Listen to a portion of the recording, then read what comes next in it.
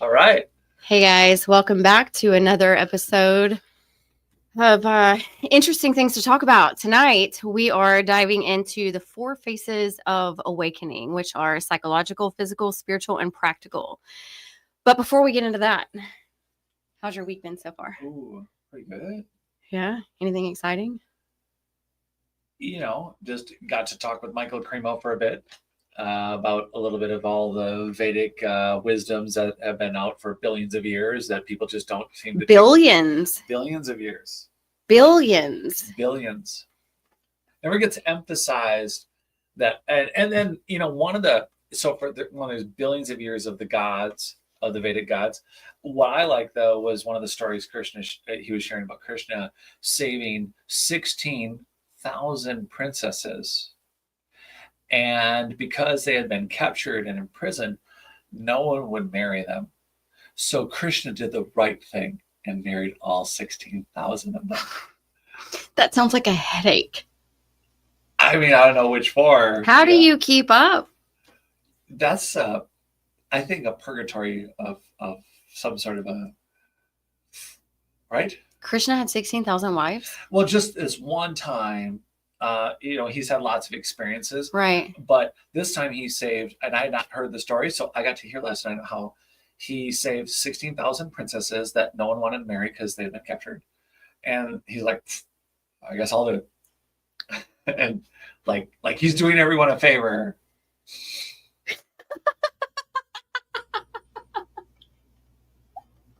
That happened. What a favor. Did he have babies? Ooh, I should have asked. I was kind of overwhelmed with the idea. Could you imagine what Christmas would look like? No. That's like a city. City. That's a city with multiple homes. All of your own offspring. I mean, you would have to be a king. Imagine what your child support bill would be. You would have to make money trees. There would have to be money trees. Maybe that's where money trees came from. Krishna babies? Maybe we should call it the Krishna tree. Not the Christmas tree. It's the Krishna tree. And it always sprouts money. Your favorite flavor. Your favorite flavor. So that was what about you? How's your week been? God, I have to think back. What was Monday? What was Tuesday? What was Wednesday? I don't know. What's today? Wednesday. Today is Wednesday, which is why we're all here. Yeah, hello everyone. It's just been a work week. I don't know. I haven't really done anything spectacular other than research. That's about it. We climbed. I mean, we've climbed. But it's not really been an exciting week. No, we've been a little busy. That's true, to be fair.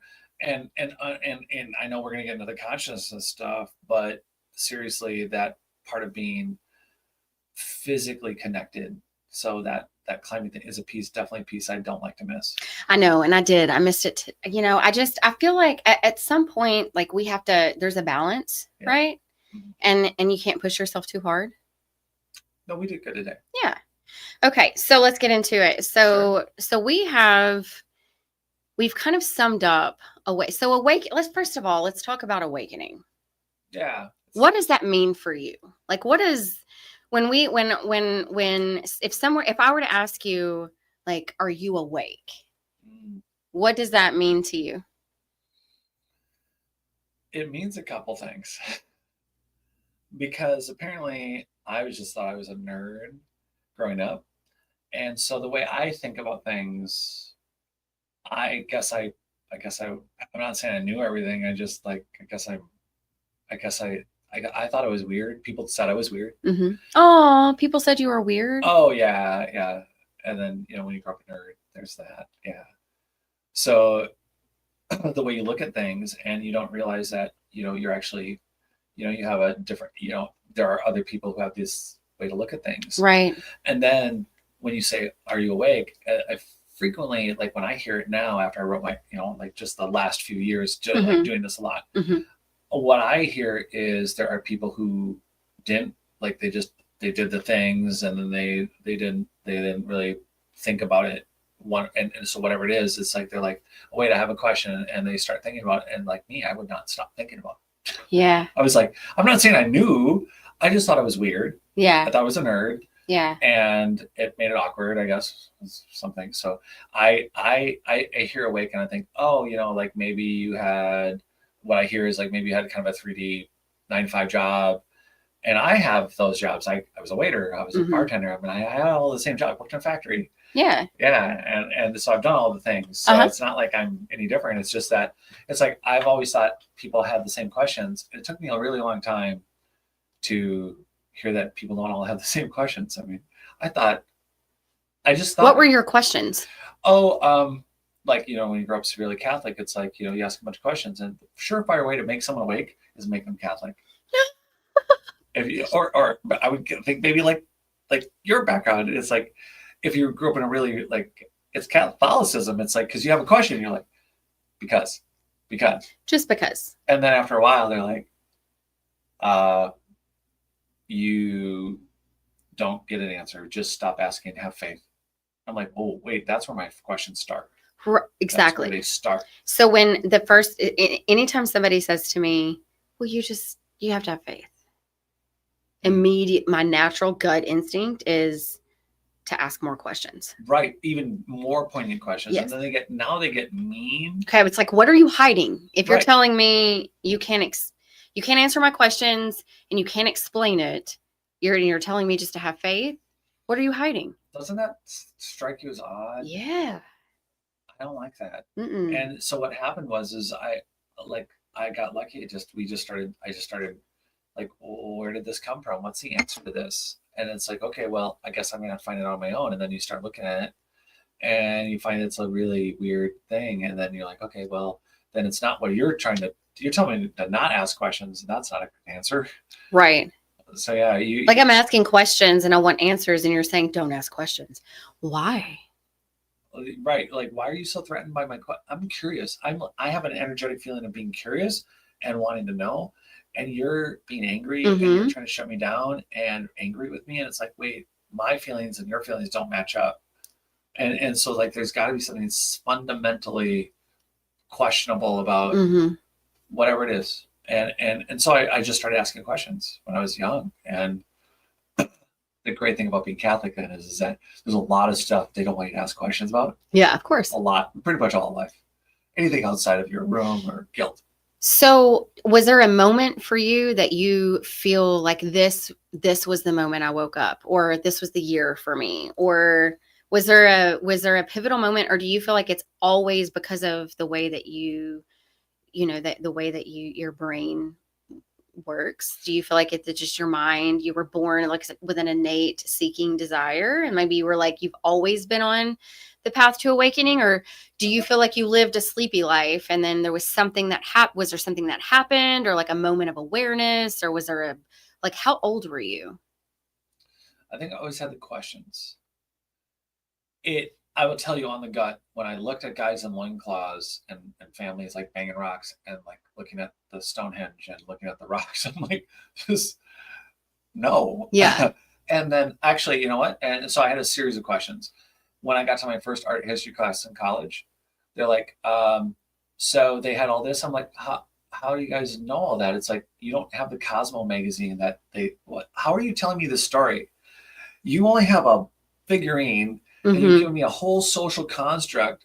And I'm like, we don't even know where the streets were. How do you know this, what they're wearing, what their jewelry is? Like, yeah. We have 4 pieces. So you have an inquisitive personality. You're just an inquisitive person. But like any of us. Yeah. Key moment. One day before, and really, I always been curious about all, like everybody. One day though, as I'm doing my construction universe and life, and I'm like, I'm curious about all these stuff, like the shows and everything. But I will tell you, there was a day where it was like, oh, shoot, there were not cavemen building the megaliths at Stonehenge, and I'm right, that. Right. But it hit me kind of all at once, and honestly, that was only in the last probably 15 years, really. I mean, I always had all the curious questions, so I feel like I have I had a lot of pieces. Wait a minute. So you're saying in the last 15 years, you feel like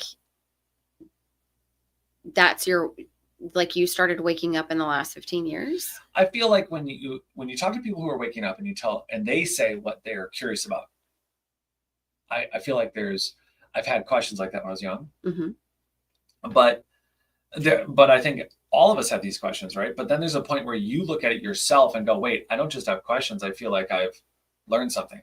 Like I've actually like, oh wait, I am aware that the questions I'm asking, I'm aware. I had questions, but I wasn't aware that they were important questions. Mm-hmm. Does that make sense?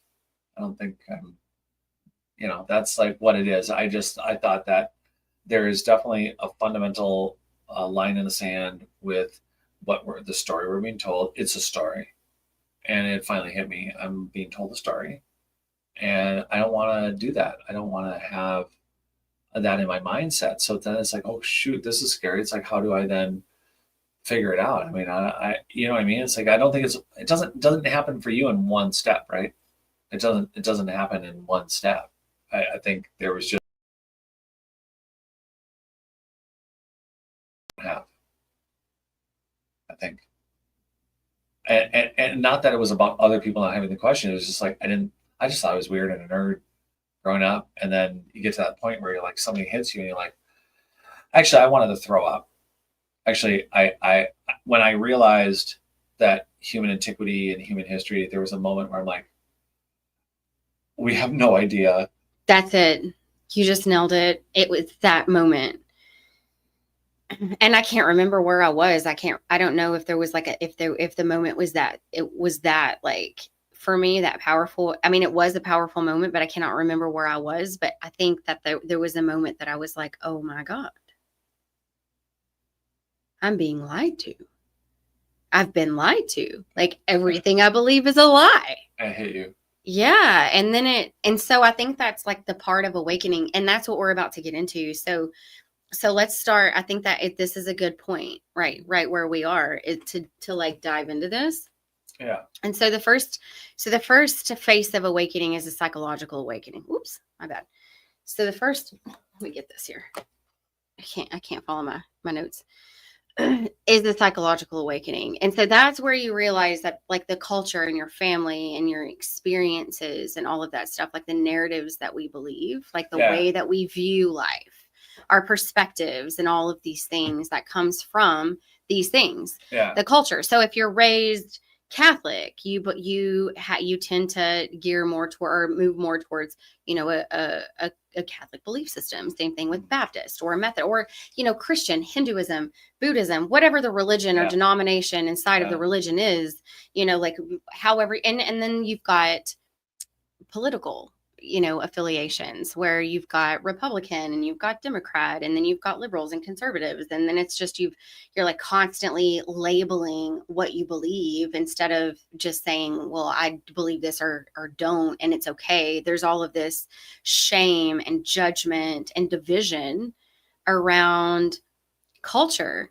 and belief systems. And it keeps us divided. Yeah. Right. And so I think that part of waking up in the psychological aspect is realizing that we've been programmed by culture, by religion, by politics, childhood experiences, and societal conditioning, and all of these things. And then once you realize that, and the things that feed into it, like the media and propaganda and all of the things that, it's like, well, I just sit around and watch Fox News all day. Well, if you're just sitting around and watching Fox News all day, then you're only getting information from Fox News. Unfortunately for the entire nation, it's all, or any other news network. It's just what it is. It's just not real, and it's not truth. And it's like, have you seen that video where it's like multiple news stations all at one time reporting the same thing? Yeah, it's freaky, isn't it? All saying the exact same lines, like it's been like a script that's been passed down from some mega news, like overseer. Yes. And it's like, here's what we're putting out into the world today. And it's just a mass email. And it's not just Fox or NBC or CNN. It's all the news stations They're are all saying the same thing.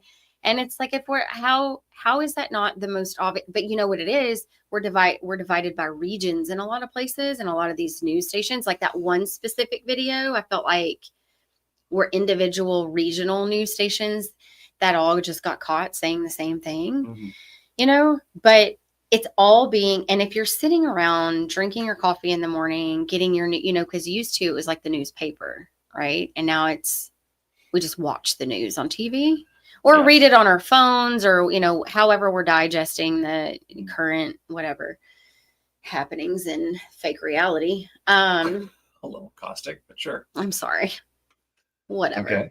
So however we're processing fake news is how we're processing it, or where we're getting it from is where we're getting it from. But at the end of the day, you have an entire population of people who are believing all of the things that aren't true. And it's forming the way they go out into the world and the way they interact with their environment and other people and people, family members and people. Like, it creates division everywhere they go. Yeah. So at what point do you say, I'm just going to turn that off? I'm not going to watch this anymore. I'm going to disengage. I think that's part of awakening. When you start waking up, you realize that it's not. What do you think when you did go in phases? Did it just continuously kind of stay at a pace, or did you just... What, waking up? Yeah. Did you like look at it in a way and go, I'm doing this? Or was it just like you like, did you sit with it, or you were unfamiliar with it, or how did it hit you mentally? Like, when did it come to the front of your brain and go, this is not where I was? Crazy. So for me, I started, like, I was dipping my toes in like 2013. I had gone back to school to work on a degree, and I was commuting. And so I started listening to podcasts, and it was 2013. So they're relatively, new to the scene. Like, podcasts aren't what they are now. Right. And I was listening to a lot of these ideas.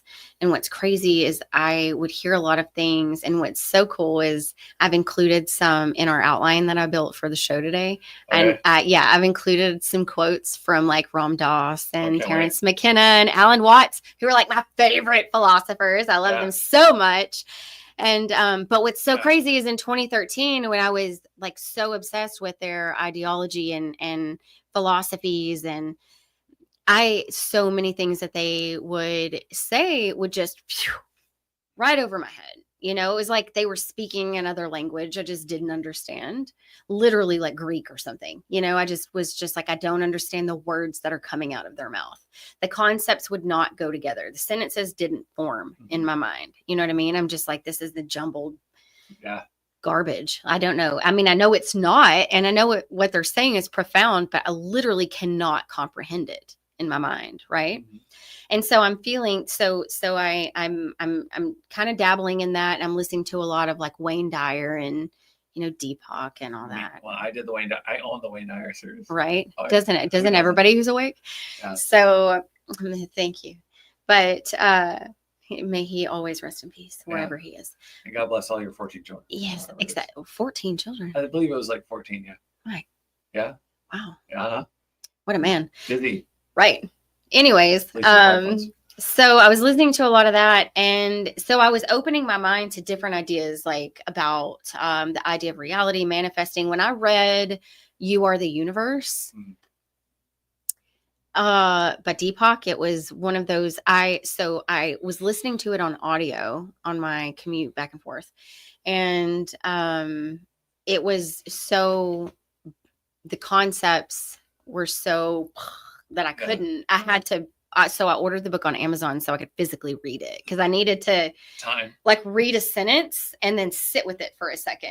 I needed to read, because in that book, he starts talking about quantum physics. I'm pretty sure in that one, he talks about like the double slit experiment and like, and he starts talking a lot about quantum physics. And so when you start getting into quantum stuff, right when you start waking up, That's a lot. It's a lot, That's right? a lot. Exactly. So long story short, 2013, to 2015, 17, 18, 19, started waking up. And then I backslid. Like 2019 to 2018 to 2021. So for maybe a solid 3 years, I kind of dove back into life and drowned a little bit, backslid, like I had started learning and understanding a little more about reality and like the like power of manifesting and all of the things. And then I, went back to sleep for a little bit, but I was never fully awake at that point. Like I didn't know I was waking up. Like I didn't realize that it was an awakening because the term wasn't there. Like I didn't know that's what was happening. You felt it? I just felt like something was changing in me. Like my perspective of reality was shifting. Okay. But I didn't really know where it was coming from. And I didn't have a label or a name for it. So I didn't realize that it was like an awakening experience or anything. Okay. And then in 22,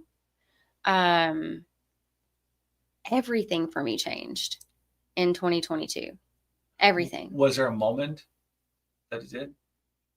So a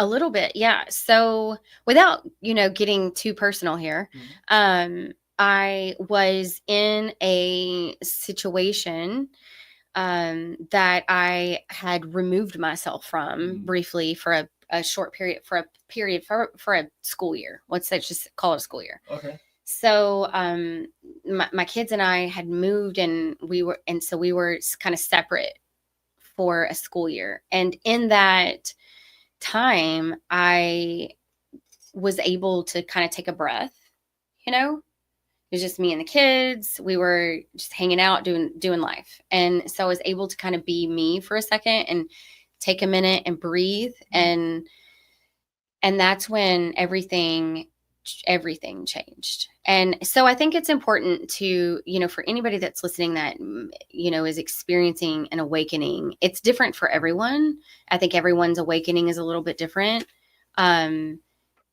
So I lost a ton of weight. I started having a really hard time with food. Food was really difficult. I couldn't, meat started tasting with just all kinds of things. And I really thought I was linking it to COVID, because I had COVID in 2020. Okay. And so I was thinking, that maybe things tasted weird, like eggs and lettuce, like just certain things just didn't taste normal for me. And so I just kept saying these things taste weird because I've had COVID. And I wasn't putting it together. And then, but it was more than just the way food tasted. It was the way I felt inside. I thought I was like slipping from reality in some ways. Like maybe I was losing my mind. Like there was this, like I just felt like something was not right. Something was really off in the world. And I didn't know what it was. And I didn't know if it was me, if it was in me or outside of me. And like things didn't taste right. I was losing weight. I wasn't sleeping. I was like, this is menopause.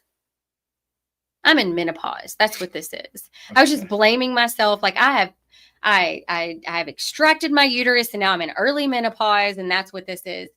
And it's not what it was. I was waking up to reality. I was realizing like what was going on. I'm just like, and that's so sad because in reality, it's like a woman, it's like, oh, we don't feel right. It's our period or it's menopause or it's, it's like, no, no, it's not my damn hormones. I'm just seeing life for what it is what it was, I think. That's what this phase is. Next phase. Which one? Well, the one after that first, it's like, the way you observe. Mm-hmm. Well, what's the next level to that? Ooh. Like astral projection or there's always that. Like floating the cosmos. I don't know. What is it? I have family that does that every night. And I'll talk sometimes. Why aren't we training with this family? We could. You met yeah. Which one? That would be You don't have to say it. Does it start with an N? Yeah. She does that? Every night. She's done it her whole life. Girl.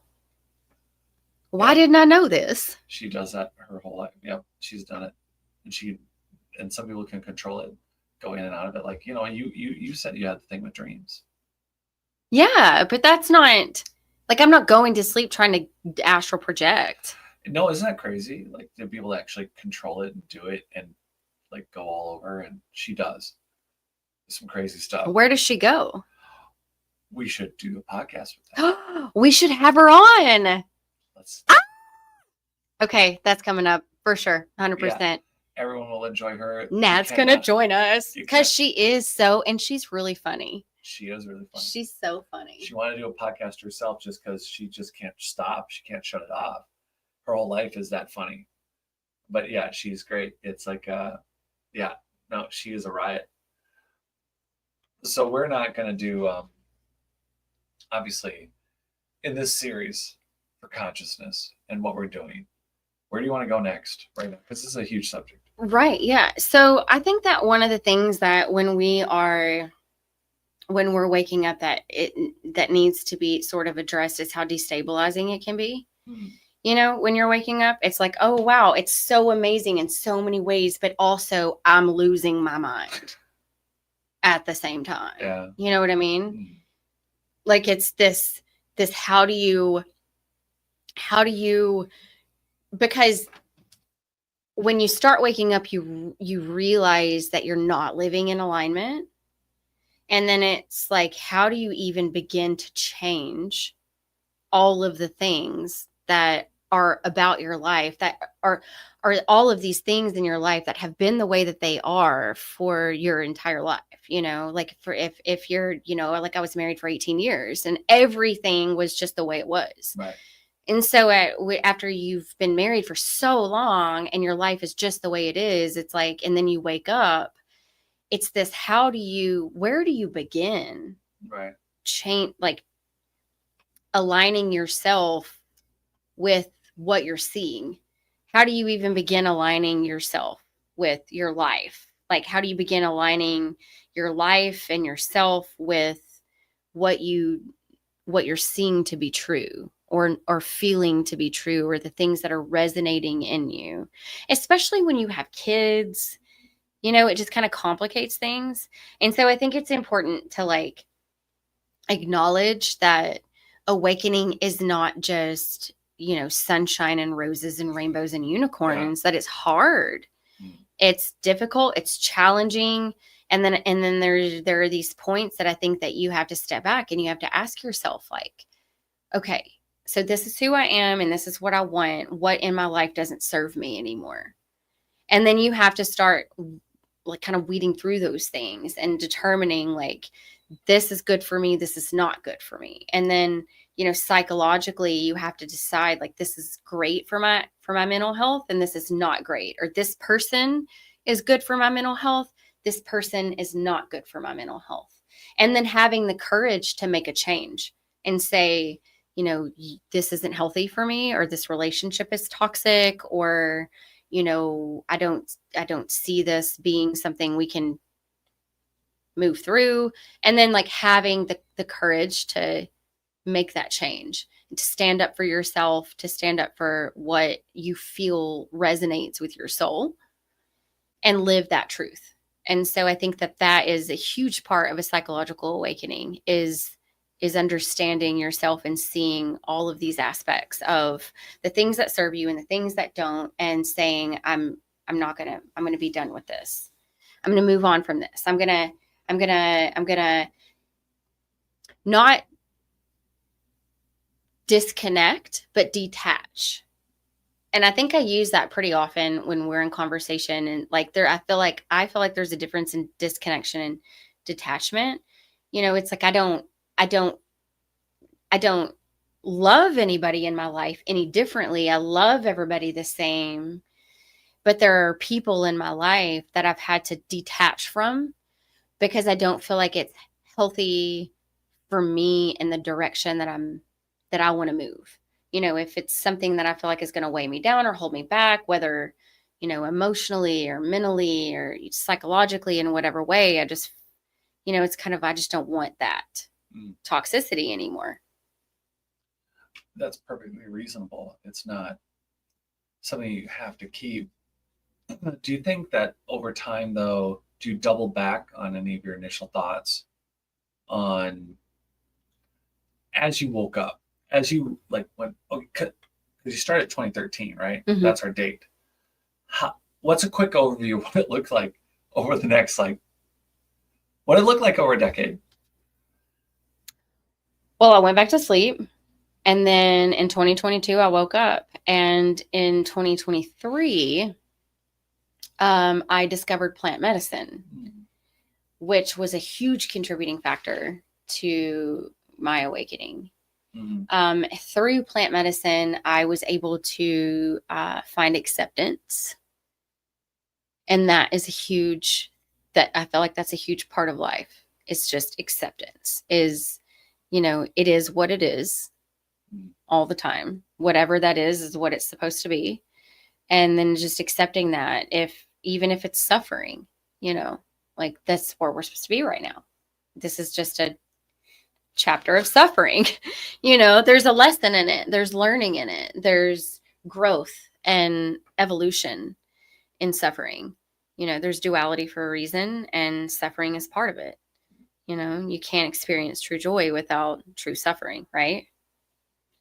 The more you suffer, the more it shows you really care. Yeah. Oh, is that the truth? Did you just make that up, or did that come from somewhere? Maybe the offspring.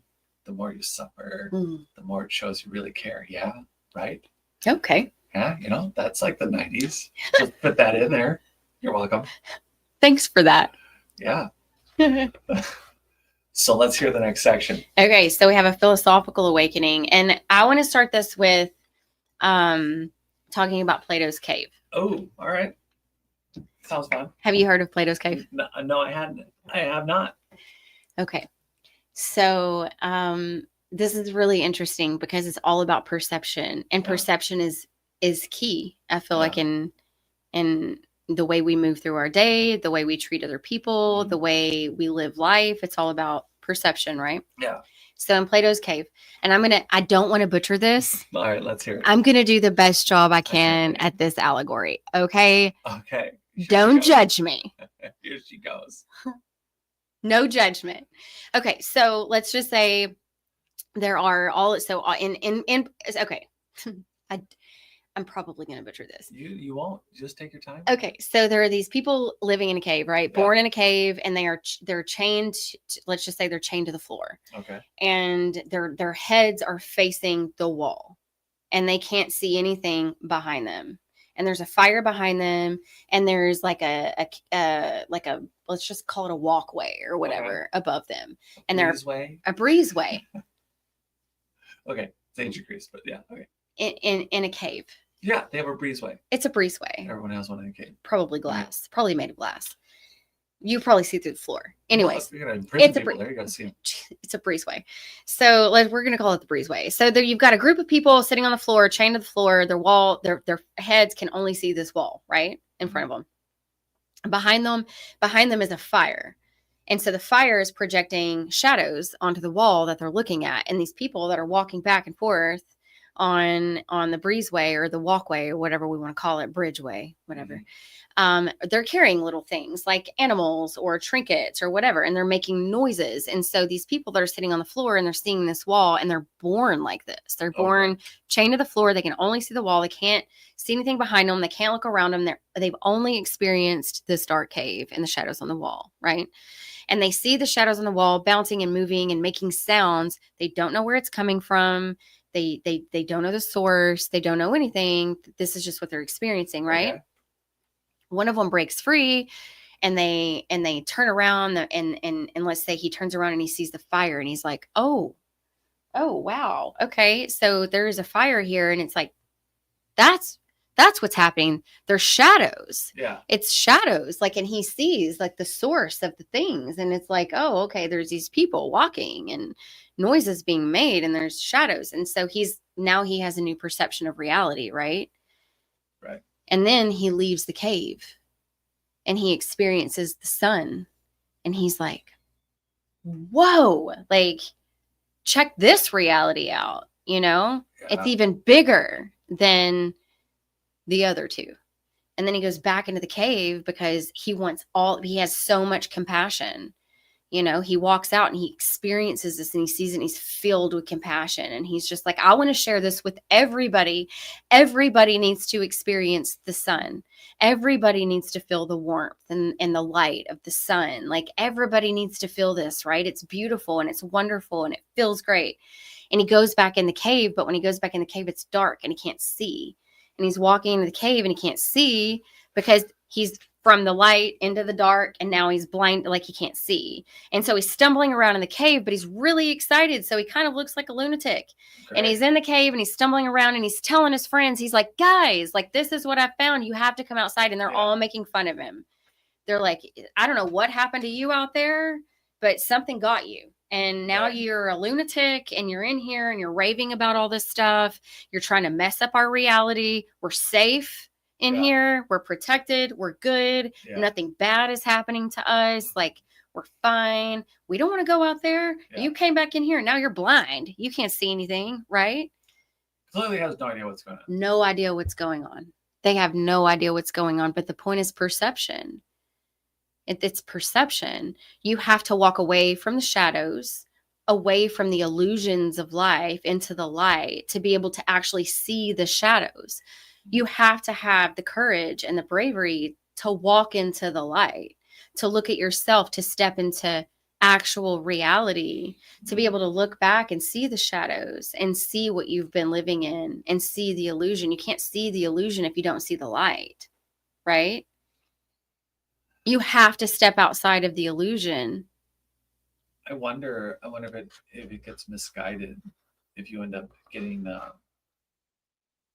as you're looking at it, and especially if you've never seen it, you could talk yourself into thinking it's something that it isn't.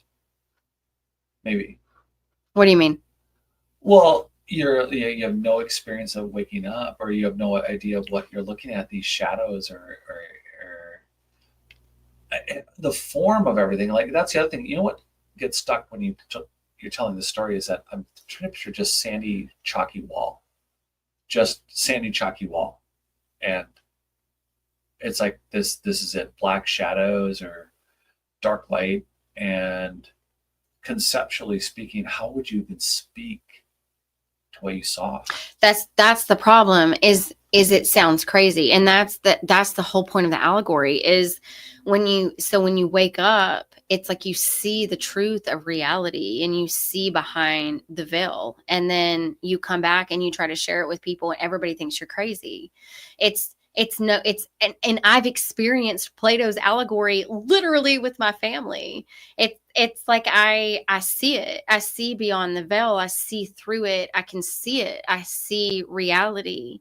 And I've had to detach, not disconnect, because the love is still there, but detach from, some people in my life for this reason, because it's like, I see reality for what it is. I see the truth. I see beyond the veil. I see beyond the constraints of social conditioning and programming and all of like, I see beyond it. And then it's like, oh my God, look, this is reality. And then you try to speak on it. So I relate it to, like, when I was first waking up and I was listening to Ram Dass and Alan Watts and Terrence McKenna and I'm in these just super amazing, like, schools of thought, right? And I'm listening to all of these philosophers, but I'm still struggling to comprehend, right? It's still but I personally am willing to do the work and understand and I want to know, I want to understand, because even though I don't understand it, something's resonating. It's like I'm hearing it. And even though I don't fully comprehend it, something inside me is resonating. And it's just like, okay, well, I want to look at this a little bit deeper. I want to understand it a little bit deeper.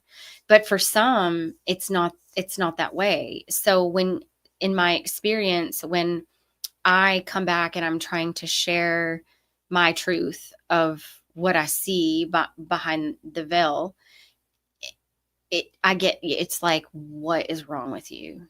Why are you're going to hell? You're a heretic. Or, you know what I mean? It's, yeah, there's no acceptance alone. Comprehension. None. Zero.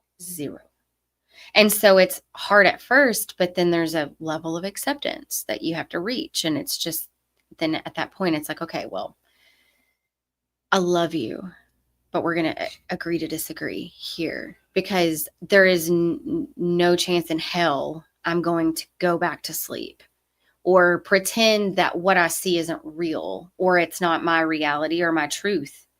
What's it feel like to think about, like, going back to, like being in that situation? Well, like going back to sleep? Well, like if someone made you, or like wanted you, like go back to sleep, or if somebody forced it somehow, or it's like, it's an odd thing. I guess it's not possible. I guess it's just disconnection. That's what that. It's just disconnection. I just want to disconnect from it. Okay.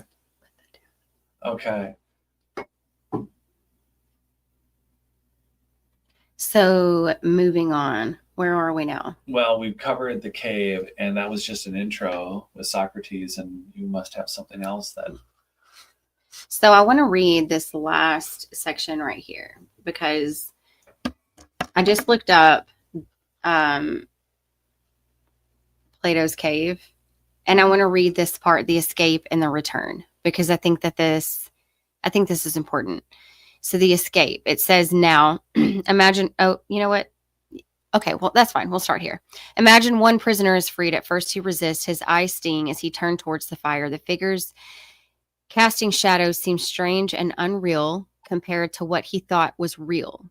Dragged out of the cave, he struggles even more. Oh, maybe he was dragged? I don't know. Okay, maybe I got that wrong. I guess he was dragged out of the cave. He struggles even more. The sunlight blinds him, but slowly, painfully, his eyes adjust. He begins to see the world as it truly is, first shadows cast by trees, then reflections in water, then objects themselves. Finally, he looks up and beholds the sun, the source of light, life, and truth.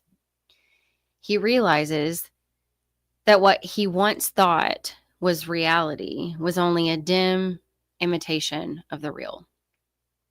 Filled with compassion, he returns to the cave to free others. But the darkness blinds him now. His fellow prisoners laugh at him, mocking his stumbling. They think his journey has damaged him.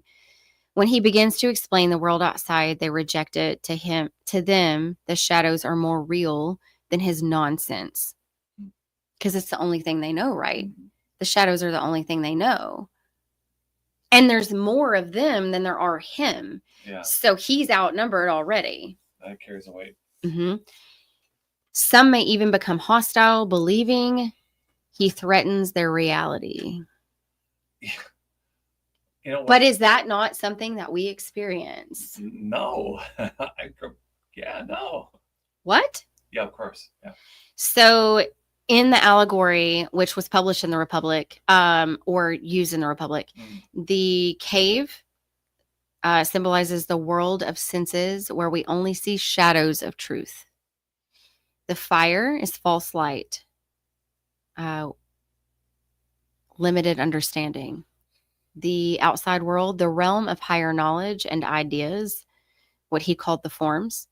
And then the sun is the ultimate truth, the form of good, source of all reality. So it's about awakening, leaving illusion, confronting truth, and the difficulty of sharing the truth with those who remain in ignorance.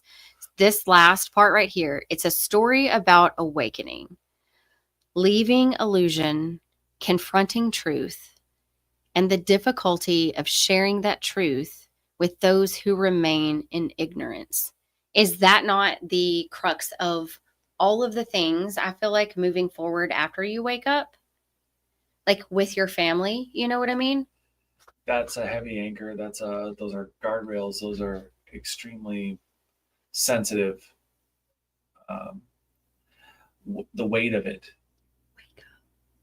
The weight of it. The weight of the people in your life that are living a certain way and that they don't see what you are or where you're at, and also they're not going to be able to entertain anything you have a question on. Mhm. It's the same thing with the resistance that we're getting when you like, hey, I have this question about being Catholic. And I was like, no, you don't. Stop asking questions. No, you don't. I'm like, I'm pretty sure I had a question. And they're like, no, No, you don't. you don't. You don't have a question. And then eventually they get really adamant about it. And then I'm like, I have a lot more questions now. They're like, no, you don't. And I'm like, yep. Actually, I do. I now officially am not going to ask you or tell you I have questions, but I got questions. So your family are the people you're relying on. They're your bumpers. They're your anchors. They're your lighthouses. They're the people that you think, well, at least you have your family. What happens when you don't? Then you just don't. And then you rely on yourself and you realize, I think that that's the moment that you realize that what you have, the only thing that you have is you. Maybe that we're all connected, but maybe, I don't know. And I'm just throwing this out there because I'm thinking and feeling it right now, but maybe tomorrow it'll be different. Who knows? But you, when it comes to that, it's like, it's just because your family is like blood, like you're born of the same blood and it's considered family. I think the idea of family is different now than it's like we want to hold on to the idea of family like it was generations ago, where you have, multiple generations in a household and you're all working on the farm and you're doing the things and you're working together as almost a society within your family. Right. Yeah.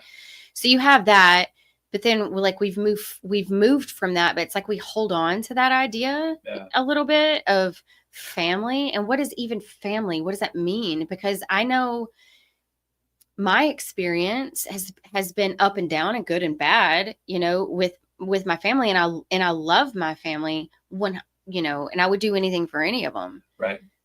But when it gets to the point that your family interferes with your evolution, or when you're, I don't know how to say this. Can I interrupt you on it? Yeah, please do. All right, do it. All right. So I think it's an important pause. I want you to stay exactly where you are. What happens when you're where you are and you get that question? You get that resistance in the moment. Like, what do you do with it? In the moment? Yeah. When you're where you are, you stand firm in your beliefs, like just like they do, right? Doesn't that cause like conflict? Of course it does, which is why a disconnection follows, because then you have to choose between yourself and your own beliefs, seeing through the veil and understanding the actual nature of reality and knowing that they don't. And then you have to make a choice between being awake and maintaining that, or going back to sleep and just like getting back into the family unit. It's kind of like, I can choose to get back into the family unit. But when you see reality for what it is, and you know that it's all an illusion, and you see that it's all temporary anyways, and you know that like, and you understand it, then you also find, I think, an easier acceptance of that disconnection. Whereas, it's like, I don't know. For me, it's just been easier to disconnect as an awakened person. Like, and I'm not saying I'm fully awakened. I still have probably a ton to do. And, just like in here, one of my favorite things that Socrates says is you don't know anything. Like, wisdom is just basically being wise is admitting that you don't know anything about anything. Like, that's wisdom, is saying that I don't really know anything.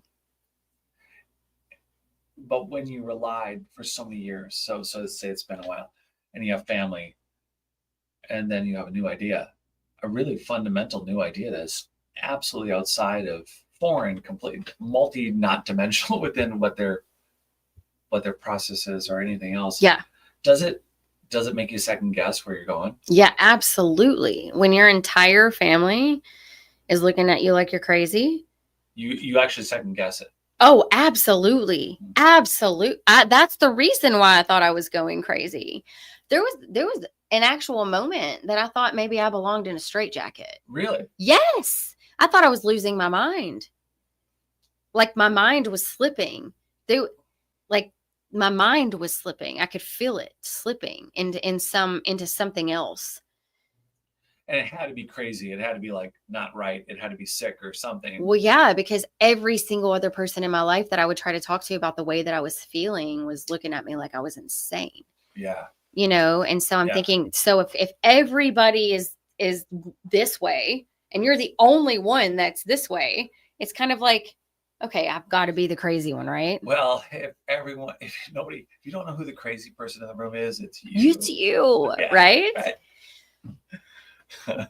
But then when you start expanding into other social circles, Yeah. then you realize that maybe you're not the crazy one.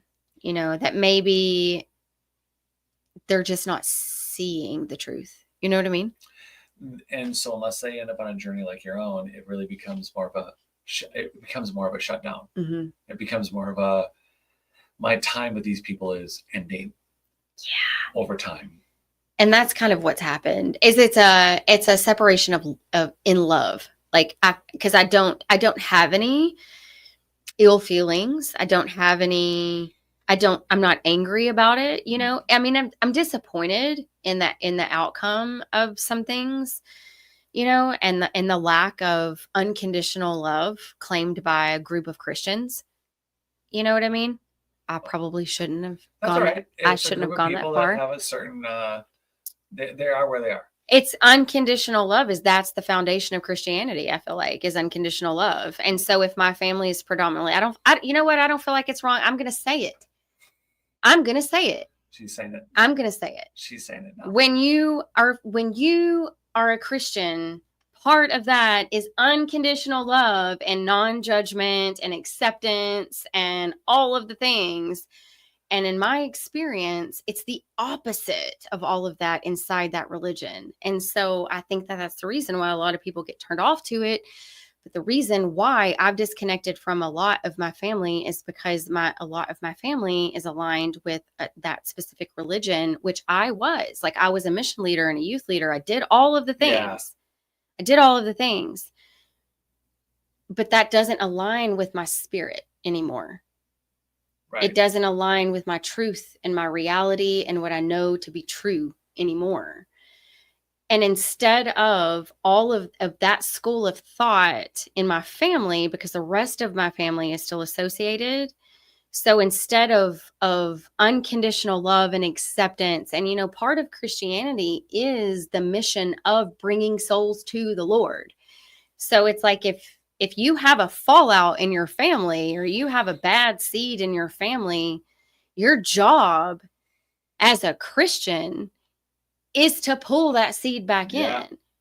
Right. And so if your entire family aligns with Christianity, yet nobody is coming at you to pull you back into the fold, it's kind of like, how firmly do you actually believe in your faith? You're holding up a really big mirror right now.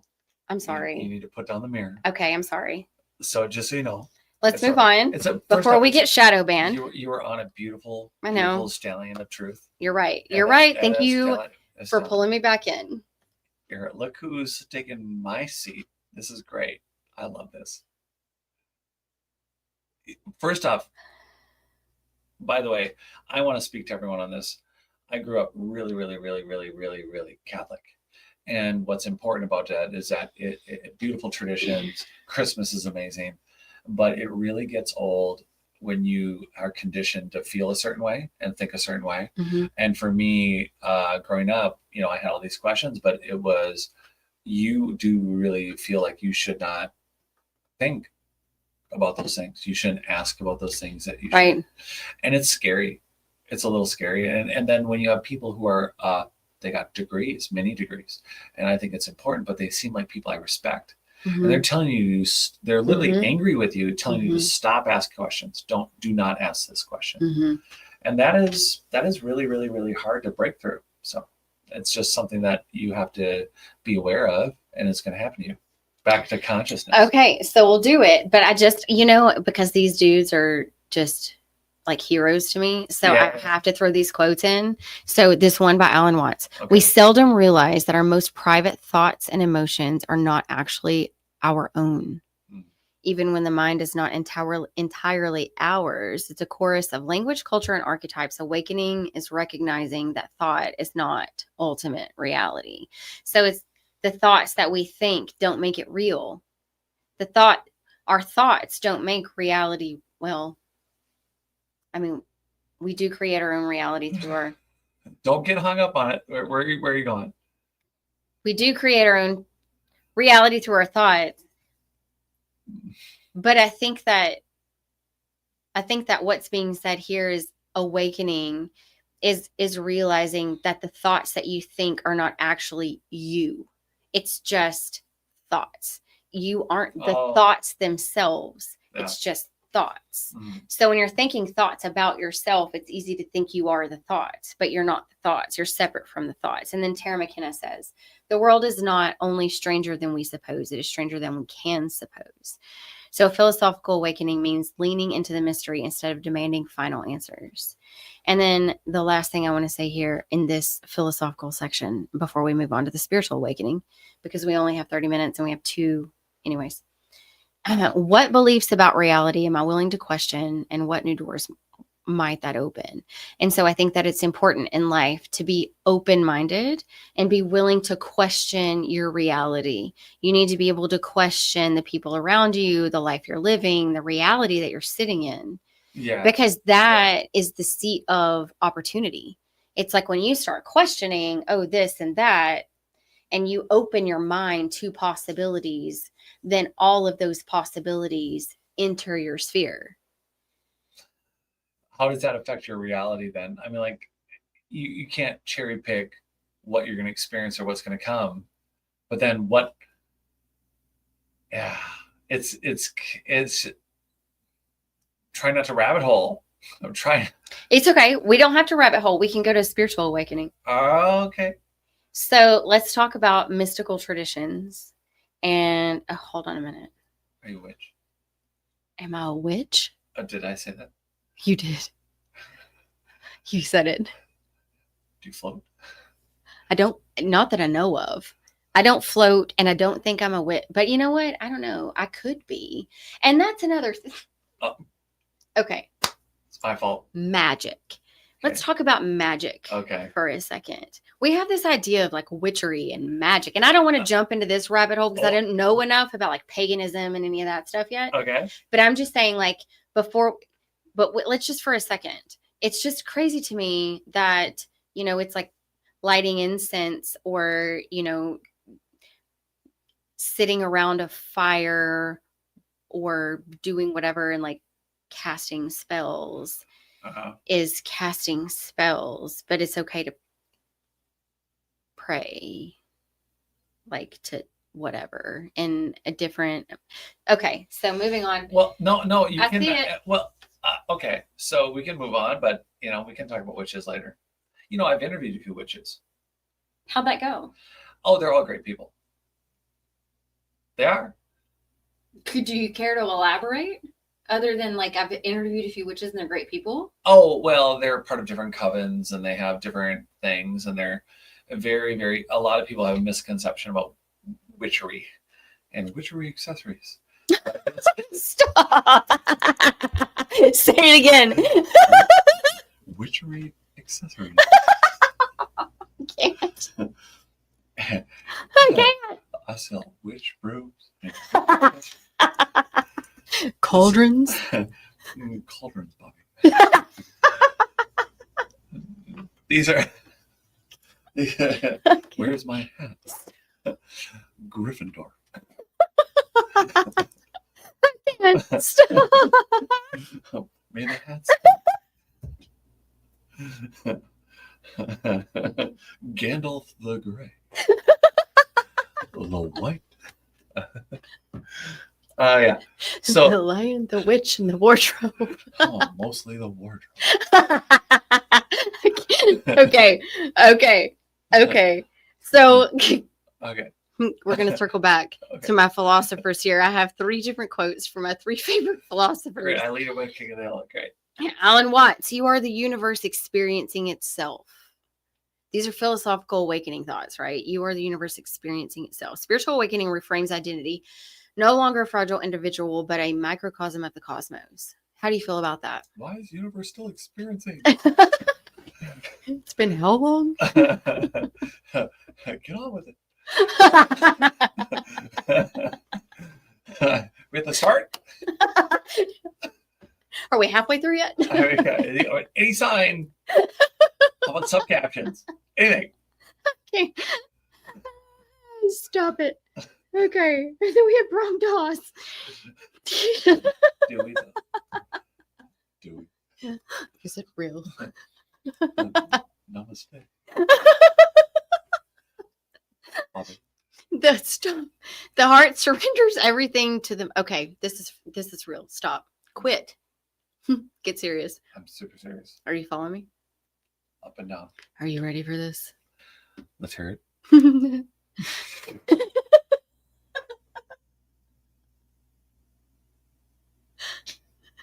Trying to be serious. Stop. You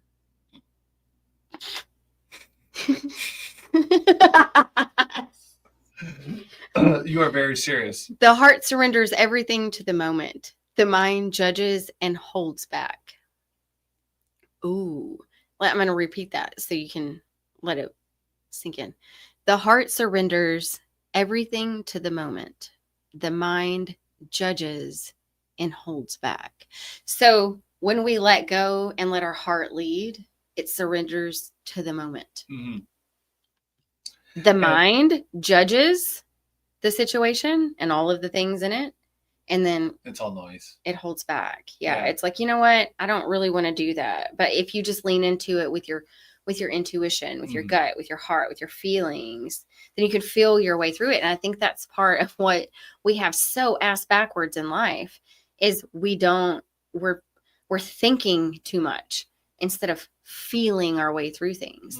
We're thinking, we're processing, we're analyzing, we're weighing the pros and the cons and all the things instead of just following our intuition, following our heart, following our gut, like just moving through the moment with feeling.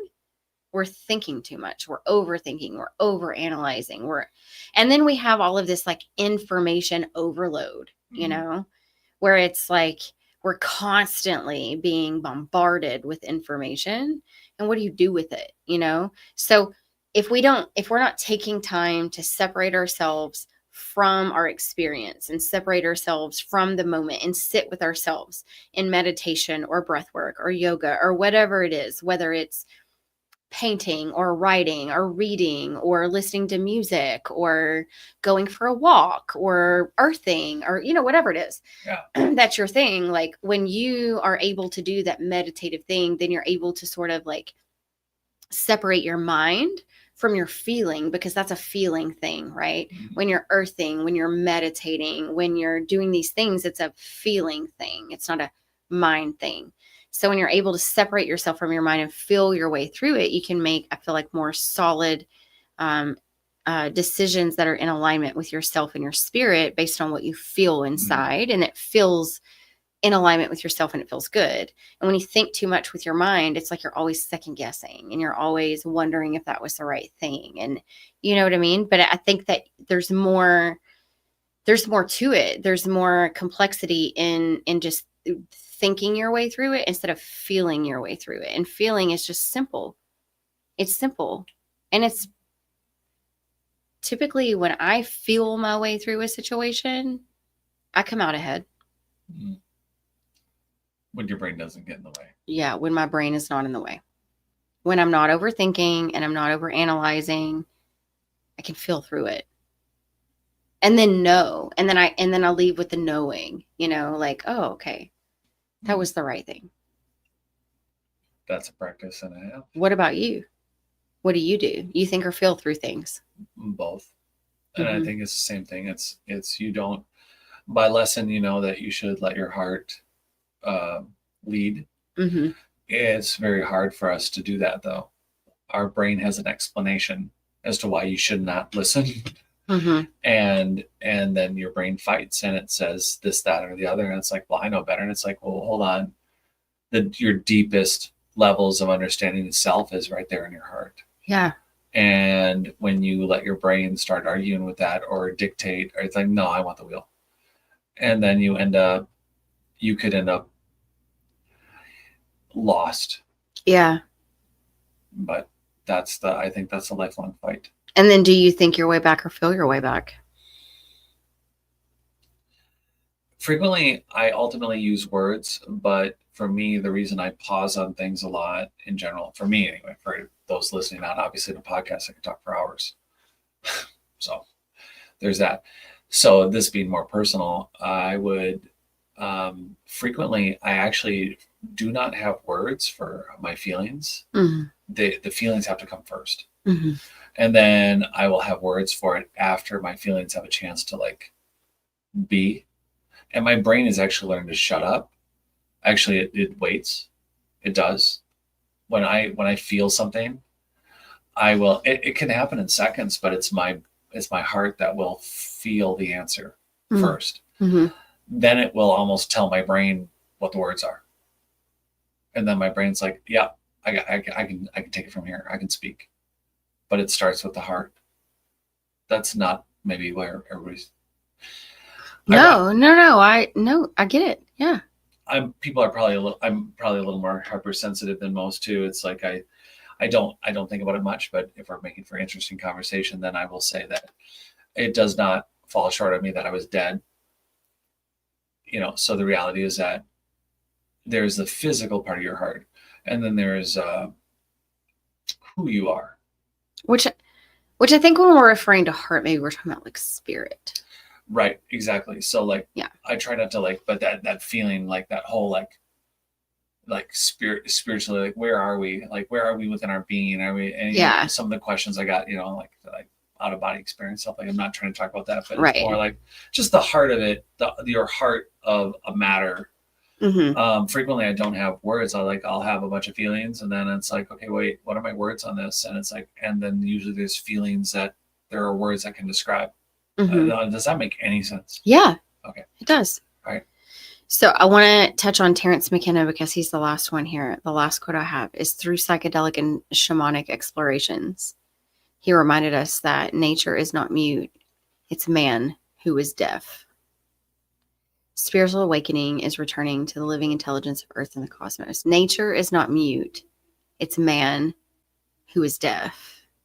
So, and he's referring to like psychedelic and shamanic explorations. So naturally, I'm thinking psychedelic, psilocybin, plant medicine, ayahuasca, all of the things. Yeah.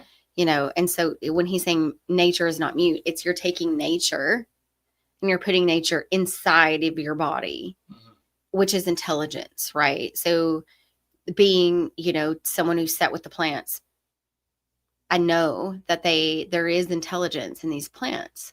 And when you put them in their body, or when you put them in your body, something happens. They are teaching you. Like when you ingest plant medicine, you're ingesting that intelligence, and it just knows. It knows. I don't know how it knows, but it knows. And then it brings things to the surface, and you see things, and it shows you what you need to see. But there's intelligence. There's intelligence in nature. And we know that trees communicate on opposite sides of the forest, fungal networks. Yep. They're connected. So we know that there's intelligence in plants. Oh my God. We know this. So common experiences. We have in awakening, timelessness is one of them. Experiencing like how weird time can be when you start waking up to what reality actually is, and realizing that time is a bit of an illusion. And then unconditional love that you feel for humanity as a whole. I think that you feel compassion and unconditional love deeper and heavier and in a breath in a way that's different than before. It's an acceptance of the human condition, I think. And then like visions of unity. So I think that part of awakening is what we're doing, and we want to like the mission becomes unity and love, not just self, but the group, humanity as a whole, the entire collective. One big community. Yes, one big community.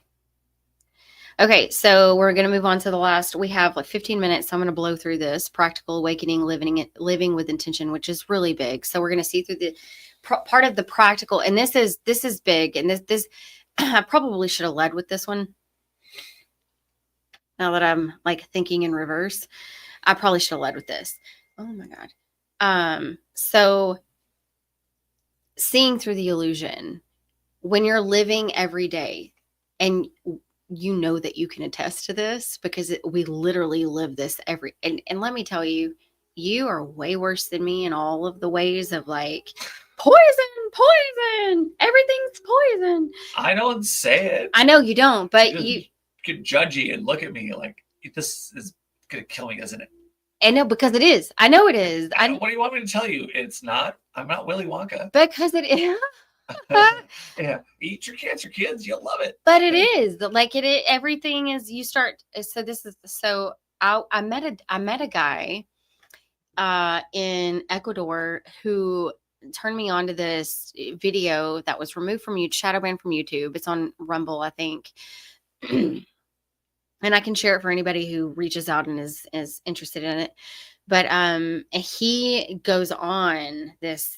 It is a beautiful documentary, and it explains the corruption, all of the things, the greed, the foundation, and how far it goes, the web across the world. Okay. Like, it's just insane when it comes to consumerism and marketing and propaganda and control and greed and money and like the cycle of it. Yeah. Okay. And he talks about like the 13 bloodlines, and he talks about it's just it's an amazing documentary. So anybody that's interested, shoot me a message. I'll let you know. Oh, we can maybe we'll. I don't know. An info section on the website. Yeah, maybe. I don't know. I kind of want to like keep this one close to us. Oh, okay. Oh, not put it all the way out there. All right. I just don't want it to get banned from anywhere else. I want it to be available for as long as it can be available, because it's so informative. It's very like, oh my God, I didn't see it before. I can never eat McDonald's again, which I wouldn't eat McDonald's anyways, but you know what I mean? Don't feed the beast that's killing you. Which we're not implying anyone is, for anyone listening. No, seriously. Of course we're not. Let's move on. Food. Let's talk about food. Yeah. Okay. So part of the awakening is this, right? So part of the awakening is realizing that you are out of alignment in so many ways.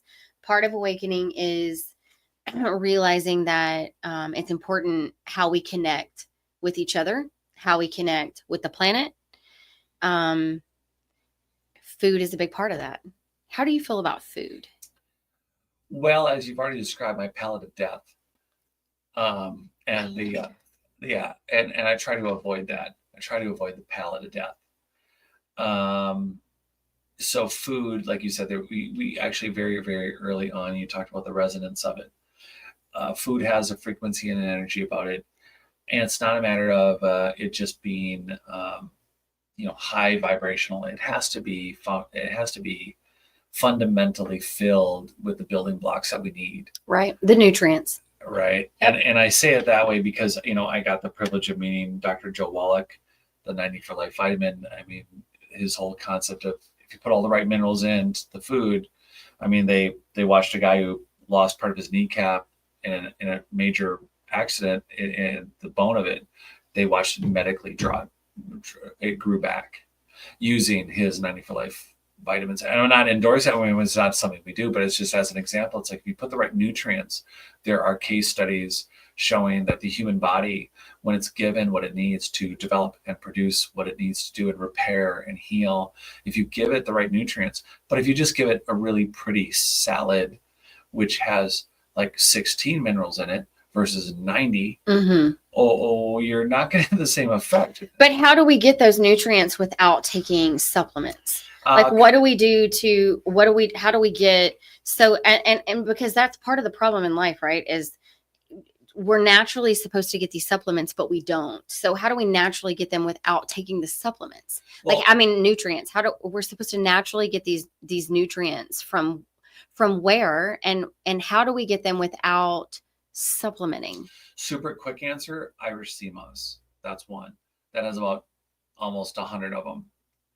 So there's Irish sea moss, but there are other superfoods that have almost all the minerals in it that you need. And so that's a quick answer. The other answer is, okay, artificially, there are companies that have nutrients that you could liquefy or you could put into a soil, but you could think more aeroponically. So like if you're growing plants aeroponically, you have the chance or opportunity to put maybe all the minerals that you need into the water system. And when it's atomized to feed the roots of the plants that you're growing in aeroponics, then you're going to have it, but right. There's all your extra but steps. This is like an individual thing, though. This is like not something, we're not going to go to the grocery store and find what we need on the shelves. Irish sea moss, you need to go to. Yeah. So can we talk about for just like a second how deprived we are of the essential nutrients that we need? Okay. Just a brief second, I'll let you go on a tangent, because we only have 10 minutes left. So, and we have some things to get through. So I want to make sure that we get through all the things. So for a second, let's talk about that. Let's address it. Take it. No, just Irish sea moss, and there are other things like it that have all the minerals you need in them. But what happens when we can't? What I feel like what we're facing is a nutrient. I'm not going to say a food shortage, but I'm going to say we're facing a nutrient like a shortage. Food desert. Yeah, it's sort of what we're living in. Desert. Because what we're getting on the shelves are so pumped full of whatever, all the things. I just don't want to get banned, so I'm trying to be careful here. Yeah, good. Okay, so kind of doing okay. Walking on eggshells. But we're trying. So, you can find words. Words, so hard. Other words. Good words. Don't pick the bad words. Just pick the good words. When you go to the grocery store, what are you getting? That's all. I don't. Oh, is that the question? Do we pose the question or do we just say it? I would say that there are things to look for. It's a fun game. Right. Like when I learned to be paleo, they're like, hey, listen, no matter what store, what restaurant you go to, one of the first things you learn about being paleo is you go and you forage, basically. You forage within these commercial systems for the things that are going to be the most nutrient dense for you. So you just forage, in short. That's the way to look at it. No different than if you were in the woods, you look through all the things that would be the most nutrient dense or would have the least chemicals or the least heavy metals or whatever, you just forage. So I think that just quickly, like part of waking up is a natural craving for higher vibrational foods. So I think that when I started waking up and my diet changed, I thought I had an eating disorder. I'm like, how am I like 38 years old and I have an eating disorder? And I don't even have an eating disorder, but I have an eating disorder. I can't eat food. I want to eat food, but I can't eat food. I don't understand what's happening. And it was the foods that I was eating just were not resonating anymore because I was too awake.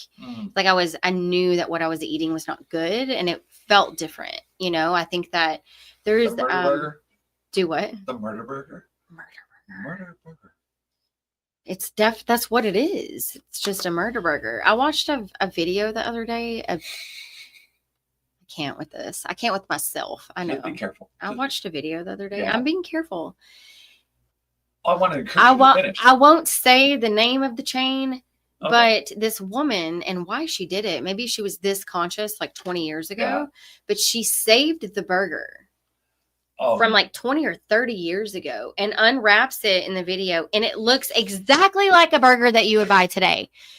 There's no mold. There's no, I mean, cheese is like, it looked perfect. It looked perfect. And this was not a petrified burger. This was just a burger that had been sitting in a box in the closet, wrapped up in its original paper for like in a closet. And for like 20 years. In my mind, I wanted you to say fridge, and I stuck with fridge in my mind. You're saying that was just in a warm closet, in like an attic or something. I don't know. Oh, I don't know how she kept it. I'm just saying. What I saw was a 20-year-old burger, and it was the same, and it was the original paper. And the reason why I know it was the original paper is because I actually remember what this paper looked like when I was little. younger? Yeah. Only a few years ago. Yeah. So when I saw the paper, Yeah. because when she started doing the video and she pulls it out of the thing, she's so full of it. There's no way she has a 20-year-old hamburger. And then you're like, I saw a pizza do that once outside of an apartment building. It was on the ground, and it was from a to-go place, and there was lots of ants all over it, and it looked like a brand new pizza. I'm like, why did someone drop a whole pizza? And it was raining, and I left, and when I came back to that building, that pizza was still there, and there were no more ants, and that pizza looked exactly as if it was brand new. That's so not okay. The whole pizza. It's it not had okay. been in the rain, and it had ants on it. The ants had no longer come. I think they may have died. Maybe not. They didn't want to eat it. And the pizza looked brand spanking new. No. A day later. Walk away. Walk away. Don't put that in your mouth. Can you believe it? No. Yes. Yes, I can. And that's what's so sad. Yeah. And but you know what? Like we were talking about this earlier, and we only have a few minutes, so I'm going to wrap this up with saying what we put in our body is important. The foods that we eat they're important. Everything carries vibration, and what we put in our body carries vibration. The foods that we eat carry vibration, and it affects the way that we interact. It affects the way we think, the way that we feel, the way that we move through life, the way that we perceive. Vibration is the like the way food, the way that we eat, the way I'm so passionate.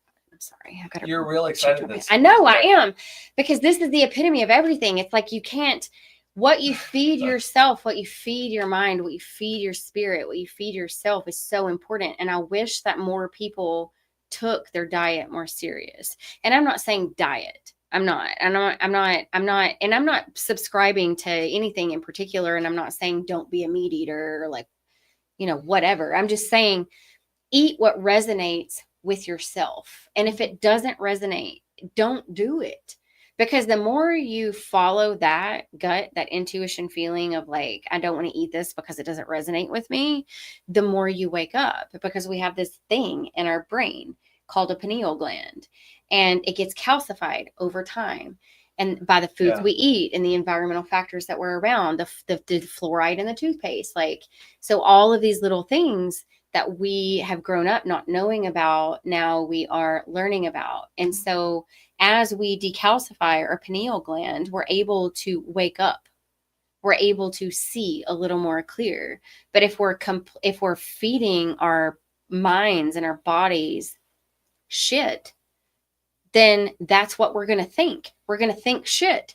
If we're feeding ourselves crap, if we're feeding ourselves low vibrational energies, then we're going to be feeling low vibrational energies. If you're feeding yourself high vibrational foods, and you're putting high vibrational things in your body, and you're surrounding yourself with high vibrational experiences, then you're decalcifying your pineal gland, you're expanding your consciousness, you're evolving, you're growing, you're able to see and experience more of reality for what it is, and not the illusion that we've been led into.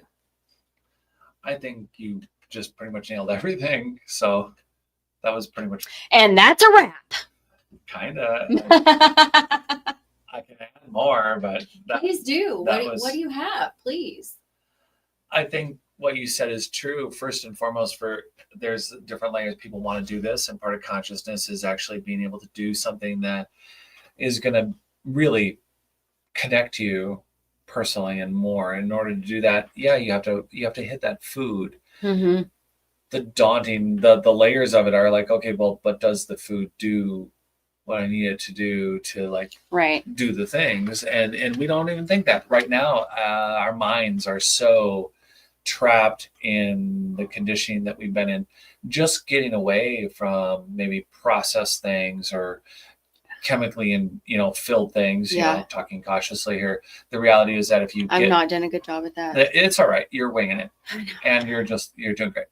But what I think though, that you eliminate the one thing, but then you're like, well, wait, the things that are good for me aren't good for me, or the things that are good for me need more things in them. They're not good.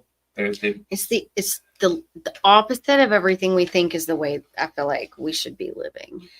Yeah. So then there's that, and then it's like, oh man, I checked all the. And here's the thing: for a lot of people, this is overwhelming. It's scary. It's daunting. And then you do those things, and you get through some of those things, and then you get to the other side, and you're like, I'm eating good food, and then it's like, oh wait, this food doesn't have everything I need, or it's not like I'm. And again, just getting away from the one thing is a big step. Right. And so there's a lot to your mental fortitude. I think that says, oh yeah, I'm here. Mm-hmm. But then, okay, yeah. And then I think I'm just throwing it out there for everyone to baby step it, to not overthink it, but to take their time, because you can't just fix it all overnight. But at the same time, it's like getting out there and finding what you're saying. Mm-hmm. Is a process. It's a journey. Mm-hmm. And some of it is going to be whether people want to hear this or not. Everyone wants to be able to go to a store and just say, just give me the right store. Give me the right store. I'll go to the right store. Yeah. I'm sorry, but the actual answer is there isn't one. You are your store. Yes, you're your own. You are your own store. Like, you have to grow your own stuff. You have to feed yourself. Yep. And you have to learn how to then produce. Yes. The resonance. You have to learn how to produce that. And what does that look like? Because then this is the whole, Jared, this is another episode of sacred geometry and structured water and all of this stuff. Like, this is an entirely okay. So, okay. Go ahead. We're gonna have to do that. We're gonna have to do an episode about structured water and sacred geometry and how we can manipulate the things we put in our body. That, and exactly the stuff we're going to do with aeroponics, and we'll have to share with people with that. I mean, you I haven't even asked. I mean, maybe we're not totally off topic, but have you been able to drink any of your mineral water yet? No, it's still fuzzing in my kitchen. I mean, I wasn't sure. Like, are we gonna do a thing with it, or are we just literally drink some of it every day? Okay. That's some seriously good mineralized, healthy, really good water. That's something you can put a label on, like Imoto Matsuro, just kind of a consciousness. You could put some signs on it, if you want. But that's water you should just drink a cup of. Or every day. When you want water, you should be drinking. Yeah, I feel like maybe that we should have had that conversation. Maybe. But I get it. Yeah, next time. Okay, so last thing, and then we're gonna wrap this up because this is really important, is relationships. We're just going to touch on this for like a second because we already did. And that's realizing that the relationship, it's okay to detach. You don't have to disconnect, but detaching is okay. One of the things that Ram Dass says here is the quieter you become, the more you can hear. Silence and presence transform relationships into sacred encounters, because shallow relationships become more, as you wake up, shallow relationships become more and more apparent. Yeah. And then you realize that you actually crave depth. You know what I mean? We crave depth. We want to be seen. We want to be heard, and we want to experience other people in that way. And so if we're just sitting around reading the newspaper, at the coffee shop talking about the weather every day, that's not connection. No. It's just surface level, And so to really connect with another human, there has to be depth and truth and resonance and expansion in community and consciousness. Mm-hmm. And so I think that there's an acceptance when you're awake, when you're waking up. There's an acceptance, and it's okay to let go of certain relationships. It's okay to let go of those relationships that don't understand you or think that you're the crazy one, or, label you as woo woo or witchy or whatever, because you actually see reality for what it is and they don't. So instead of asking you questions, for clarity and explanation, instead of asking questions, they just judge and condemn and say, well, she's off a rocker, she slipped off the cracker, whatever. Instead of just saying, hey, can you explain, what it is you're thinking or what this ideology is? Like, can you help me understand where you're at? Instead of an inquisitive nature, it's more of a condemning, judgmental sort of, what's wrong with you? You're a heretic, and now, we all know where you're going. It's okay. Well, I would appreciate some inquisition. Like, I would like a little, I don't know, curiosity behind my mind other than just judgment and shame. And so I think that when you wake up, especially when you're from a community that's sort of one-sided. Yes. We'll go with that. I think that it's harder to, I think it presents a different set of challenges when waking up. Yeah, that was very polite. Yeah. Again, no matter what, there's always people around you that don't want to come out of the matrix. So not only you're fighting, they just don't understand, but you're also fighting people who not only don't want to understand, but they will kill to stay where they're at. They don't want you to, the ones in the cave. Yeah. So and if you're in their peripheral vision, they don't want you to wake up in a way that is going to cause them to question themselves. Yep. So it has nothing to do with you. Right. But it does very much have to do with they do not want to ask or answer or think, have even those possible questions float around their brain. But you just nailed it. So in the experience of awakening, where we experience there's so much judgment and shame and all of the things around the beginning of an awakening, it's realizing that the people in your life, it's when you're sitting around thinking that you're being judged and shamed and condemned and made to feel small or stupid or, a heretic or whatever it is. It's not that. It's their own insecurity. It's their own lack of knowledge. It's their own ignorance. It's them projecting onto you their own, because truth resonates, right? And so there's question around a lot of things. And if people are honest with themselves and they really look inside themselves, they know the truth. They can feel, okay, let me take that back. Maybe they don't know it, but they can feel either a resonance or a dissonance inside them. And then at that point, you can choose to move in one way or another. You can either move toward the dissonance or you can move toward the resonance. And if you're moving toward the dissonance, you're probably more than likely moving into a place of affiliation with organizations like political organizations and religious organizations, and you're moving into